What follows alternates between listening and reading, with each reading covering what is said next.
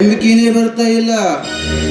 ಏ ತಲಟಿ, ಬಡವರ ಹೊಟ್ಟೆ ಮೇಲೆ ಪೆಟ್ಟ ಕೊಟ್ಟು ನಿಮ್ಮ ಸಾಹೇಬರ ಹಲಕ ಕೆಲಸ ಏನಂತ ಸರಿಯಾಗಿ ಹೇಳು. ನಿಮ್ಮ ಸಾಹೇಬರಿಗೆ ಕಂಪ್ನಿ ಕೆಲಸ ಏನಂತ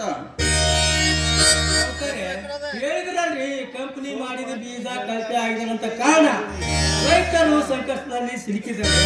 ರೈತರ ಪರವಾಗಿ ಶಿವಲಿಂಗ ಪರಿಹಾರ ಕೇಳಕ್ ಹೊಂಟಂತ ಹೇಳಿದಲ್ರಿ. ಅಪ್ಪ ಮತ್ತೆ ತಿರುಗಿ ಕೇಳ್ತೀರಿ. ಸಾಲ ಸೋಲು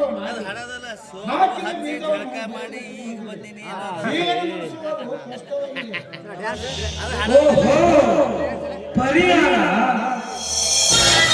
ಪರಿಹಾರ ಕೇಳೋದಕ್ಕೆ ಮನೆ ಬಾಗಿಲುಗಳಿಗೆ ಬಂದಿದ್ದೀರಾ?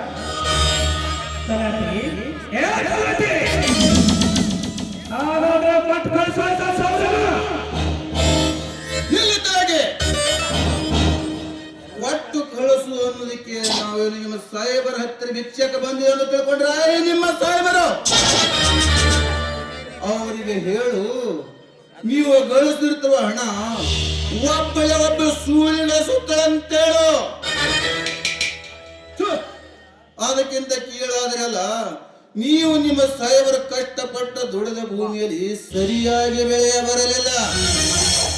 ಅದಕ್ಕೆ ರೈತರು ನೊಂದು ಬೆಂದು ಹೋಗಿದ್ದಾರೆ. ಅಂತವ್ರ ಕಷ್ಟ ನಿಮಗೇನು ಗೊತ್ತಾಗಬೇಕು. ಕೊಬ್ಬ ಏರಿದ ಹಂದಿ ಅಂತವ್ರಿಗೆ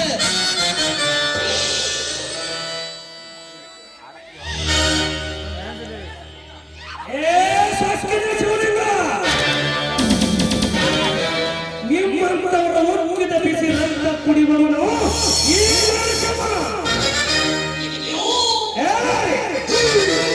ಮತ್ತೊಂದು ಸಾರಿ ಹುಚ್ಚನಂತೆ ಬೆಚ್ಚಿ ಬೀಳುವ ಮಾತುಗಳನ್ನಾಡಿದೆ. ಹುಚ್ಚ ನಾಯಿಯಂತೆ ಮಣ್ಣಲ್ಲಿ ಅಟ್ಟಾಡಿಸಿ ಬಿಡದೆ ಎಚ್ಚರ.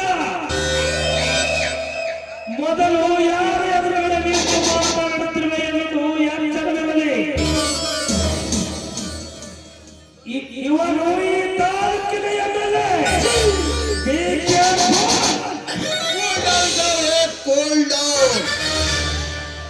ನರಸಿಂಹ, ನೀನು ಈ ತಾಲೂಕಕ್ಕೆ ಮಹತ್ರ ಮೇಲೆ, ಆದರೆ ಇವನ್ಯಾರ ಗೊತ್ತೇನೋ ನಿನಗೆ? ಈ ಜಗತ್ತಿನ ಒಳಗೆ ಇರುವ ನಿಮ್ಮಂತರಿಗೆ ಎಲ್ಲರಿಗೆ ಅನ್ನ ಕೊಟ್ಟ ಸಾಕಿ ಸರಿಯದ ಧನೆ ಅನ್ನದುವ ಅನ್ನದಾತ ಅನಿಸಿಕೊಂಡಿರೋನು ಅಂದಾಗ ನಿಮ್ಮ ಜನ್ಮಕ್ಕೆ ದೊಡ್ಡ ಮಾಡುವ ದುರಸ್ಯಕ್ಕೆ ಕಳ್ಳ ಬೀಜವನ್ನು ಕೊಟ್ಟು ಕೊಳ್ಳಿ ಹೊಯ್ತಿರೋ ನಿಮ್ಮ ಕಂಪ್ನಿ ಮಾಡ್ತಿರೋ ಕೆಲಸ ಸರಿ ಅಂತಾರಲ್ಲೇ ಬೇವರ್ಷ. ಸರಿ ಅಂತ ಯಾರು ಹೇಳಿದ್ರಪ್ಪ ತಮ್ಮ ಶಿವಲಿಂಗಪ್ಪ ನಿನಗ? ನಮ್ಮ ಕಂಪನಿ ಮಾಡಿದ್ದು ತಪ್ಪಾಯ್ತು. ತಪ್ಪಿಗೆ ನಮ್ಮ ಸಾಹೇಬರು ಒಪ್ಪ್ಯಾರಲ್ಲ ತಮ್ಮ, ಧನ ಸಹಾಯ ಮಾಡ್ಬೇಕಂತ ಹೇಳಿದ್ರು. ಈ ತಪ್ಪು ತಿಳ್ಕೊಂಡಿದ್ದೆ ನಾವೇನ್ ಮಾಡೋಣಪ್ಪ? ಸಮಾಧಾನದಿಂದ ಬಗೆಹರಿಸ್ಕೊಡೋದು ಮಾರಾಯ. ಸಮಾಧಾನದಿಂದ ಬಗೆಹರಿಸಬೇಕಾಗಿದ್ದು ನಿಮ್ಮ ಸಾಹುಕಾರರು, ನಮ್ಮ ಶಿವಲಿಂಗಣ್ಣಲ್ಲ. ಏ ತಲಾಟಿ, ಬಡ್ಡಿಗೆ ದುಡ್ಡು ತಂದು ಲಾವಣೆ ಕಟ್ಟಿ ಸಾಕಷ್ಟು ಗೊಬ್ಬರನೆ ಸುರಿದು ಗಂಡರ ಮಕ್ಕಳೇ ಅಲ್ಲದೆ ಹಗಲು ರಾತ್ರಿ ಕಷ್ಟಪಟ್ಟು ಬೆವರ ಸುರುವ ರೈತನಿಗೆ ಕಳಪಿ ಬೀಜವನ್ನು ಕೊಟ್ಟು ಅವರ ಮಣ್ಣಿನ ಸರ್ವನಾಶ ಮಾಡೋರಿಗೆ ನಿಮ್ಮನ್ನು ನಡು ಹಾಲಿನಲ್ಲಿ ಒಟ್ಟ ಗುಡಿಸಿ ಸುಟ್ಟಾಗಲೇ ನಿಜವಾದ ನೇಗಲೋಗಿ ಆತ್ಮಕ್ಕೆ ಶಾಂತಿ ಸಿಗುವುದು.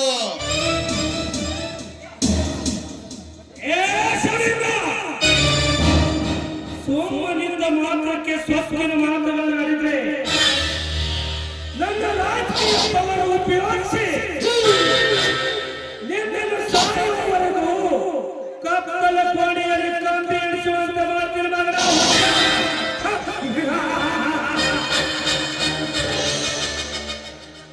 ಜೇಕೊಂಬೆ. ಏ ನರಸಿಂಹ, ನಿಮ್ಮಂತ ಭ್ರಷ್ಟ ರಾಜಕಾರಣಿಗಳು ನಮ್ಮಂತರ ಮಟ್ಟ ಹಾಕಲಿಕ್ಕೆ ಆಯ್ದುಕೊಳ್ಳಲು ಹೇಳಿದ್ದೇನೆಂದರೆ ನಮ್ಮನ್ನು ಜೈಲಿಗೆ ಹಾಕೋದು ಅಷ್ಟೇ. ಇದೇನು ಹೊಸದಲ್ಲ ನರಸಿಂಹ. ಎಷ್ಟು ಅಮಾಯಕ ರೈತರ ಮೇಲೆ ಸುಳ್ಳೆ ಕೇಸ ಹಾಕಿ ಅವರು ಪ್ರಾಣ ಬಲಿ ತೆಗೆದುಕೊಂಡಿರಿ. ಇನ್ನು ನಿಮ್ಮ ಅಧಿಕಾರ ದಾಕ್ಕೆ ಬಡವರಿಗೆ ಹೊಟ್ಟೆ ಮೇಲೆ ಪೊಲೀಸ್ ಲಾಠಿ ಏಟ ಹಾಕ್ಸಿರಿ. ಈ ನೀವು ಅಧಿಕಾರದ ಆಯ್ಕೆ ಬಡ ರೈತರನ್ನ ಪ್ರಾಣ ತೆಗೆದುಕೊಂಡಿರಿ. ಇಷ್ಟೆಲ್ಲ ಆದರೂ ಈ ನೇಗಳು ಯೋಗಿ ಒಂದೇ ಒಂದು ಕೂಗಿಲ್ಲ ನಿಮ್ಮಿಂದ.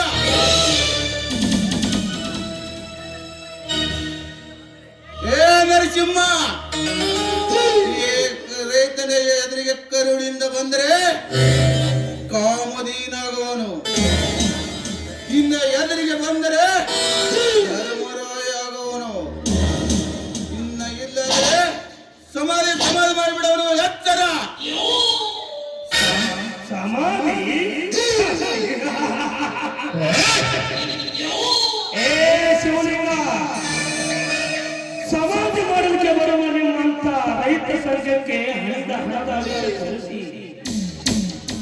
ಒಟ್ಟು ಚಿತ್ರ ಮಾಡಿ ನಿಮ್ಮಂತ ರೈತರಿಂದಲೇ ಓಟ್ ಹಾಕಿಸಿಕೊಂಡು ಗೆದ್ದ ನಂತರ ನಿನ್ನಿಂದಲೇ ಜೈಕಾರ ಹಾಕಿಸಿಕೊಂಡು ಮತ್ತೆ ರಾಜಕೀಯ ಗಟ್ಟಿಗೆ ಏರುವ ನಮ್ಮಂತ ಬುದ್ಧಿವಂತ ರಾಜಕಾರಣಿಗಳಿಗೆ ಸಮಾಜ ಮಾಡುವ ಸಂಘಟನೆ ನಿಮ್ಮಂತ ರೈತ ಸಂಘಕ್ಕೆ ಇಲ್ಲ ಶಿವಲಿಂಗ. ಇಲ್ಲಿ ಏನೇ ಇದ್ದರೂ ದುಡ್ಡಿದ್ದವನೇ ಮಾತ್ರ ದೊಡ್ಡಪ್ಪ. ಏ ನರಸಿಂಹ, ಆಡಿ ಮೇಲೆ ಗೇಣ ಹೊಲದ ಎಲ್ಲರೂ ಇದ್ದರು ಜಗಲ ಮೇಲೆ ಹಸರೆಯನ್ನು ಹಾಕಿಕೊಂಡು ಸೋಕಿ ಮಾಡ ಬಂಡರಿಗೆ ಹೇಳೋ ನಿನ್ನ ದೊಡ್ಡ ಬೆದರಿಗೆ ಮಾತವನ್ನು. ಇನ್ನು ನಿಮ್ಮ ರಾಜಕಾರಣಿಗಳು ಕೂಡ ಪುಡಿ ಕಾಸಿಗೆ ಬಾಯಿ ಒಡ್ಡಿ ಅರ್ಥವಿಲ್ಲದ ಸಂಘಟನೆ ಮಾಡಲು ಚಂದನಿಗೆ ಹೇಳೋ ನಿನ್ನ ದೊಡ್ಡ ಬೆದರಿಕೆ ಮಾತವನ್ನು. ಇನ್ನು ನೀವು ಕೂಡ ಹಣ ನಿಜವಾದ ನೇಬಲಿಯ ದಾವಣಗೆರೆ ಬೆತ್ತ ಶಗಣಿಯ ಸಮಾನ.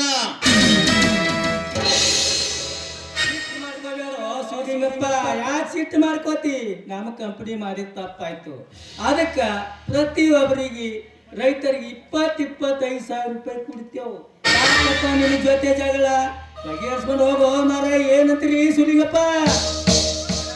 ನೋಡು ತಲಾಟಿ, ನಿಮ್ಮ ಸಾಹೇಬರಿಗೆ ತಿಳಿಸಿ ಹೇಳು, ಈ ರೈತನ ಎದುರಿಗೆ ಕರುಣಿಂದ ಬಂದರೆ ಕಾಮಧೇನು, ಇನ್ನು ಧರಣಿ ನಿಂತರೆ ಧರ್ಮರಾಯ, ಇನ್ನು ಎದುರಿಗೆ ಬಂದರೆ ಧರ್ಮರಾಯ ಬರುತ್ತಾನೆ.